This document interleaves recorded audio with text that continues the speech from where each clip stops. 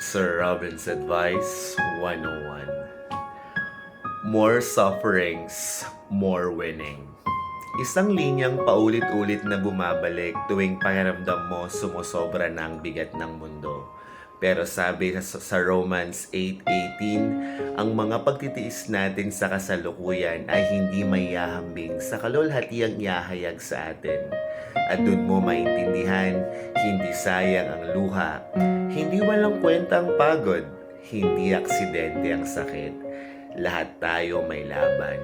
May mga sugat na hindi nasasabi, mga iyak na hindi naririnig, mga dasal na tanging puso lang nakakaalam.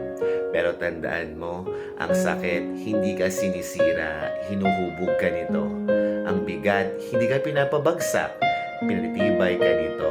At ang bawat luha may dalang lakas na hindi mo agad nakikita. Kaya kung dumaraan ka sa unos, hawakan mo yung katotohanang may ginagawa siya sa likod ng lahat ng ito. May tinuturo sa'yo, may tinatanggal, may ibinibigay, may inihahanda. Darating ang araw, oo, darating talaga, na maiintindihan mo kung bakit mo kinakailangang pagdaanan ng lahat. At doon masasabi ng buong puso, more sufferings, more winning.